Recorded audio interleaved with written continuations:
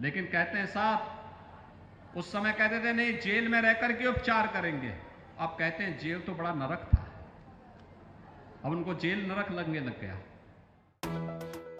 उत्तर प्रदेश की 2 लोकसभा सीट रामपुर और आजमगढ़ में 29 जून को उपचुनाव होना है। मंगलवार को यहां चुनाव प्रचार का आखिरी दिन था। इसी सिलसिले में सीएम योगी आदित्यनाथ रामपुर में बीजेपी प्रत्याशी घनश्याम लोधी के समर्थन में चुनाव प्रचार करने पहुंचे। यहां उन्होंने इशारों में रामपुर के विधायक और सपा नेता आजम खान पर निशाना साधा। सीएम योगी ने कहा कि रामपुर का चाकू कमाल का था, लेकिन यह सपाइयों के हाथ में लगा तो गरीबों की जमीन पर डकैती डालने लगा। बीजेपी की सरकार बनी तो ये जमीन भूमाफियाओं से लेकर गरीबों को वापस दिलाई गई। लेकिन हम लोगों ने तो कोरोना कालखंड में भेदभाव किसी को नहीं दिया। जो जेल के बाहर थे उनको भी फ्री में उपचार, जो जेल में थे उनको भी फ्री में उपचार। लेकिन कहते हैं साहब, उस समय कहते थे नहीं जेल में रहकर के उपचार करेंगे, अब कहते हैं जेल तो बड़ा नरक था, अब उनको जेल नरक लगने लग गया।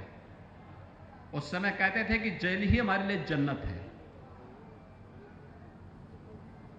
मैं जानता था कि लोग रंग इतनी जल्दी बदल देते हैं कि गिरगिट भी शर्मा जाए उन लोगों के सामने। तो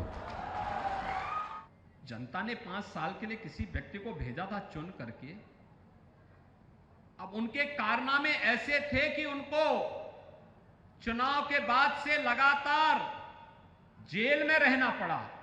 कारनामे उनके दुरुस्त होते तो जेल में क्यों रहना पड़ता।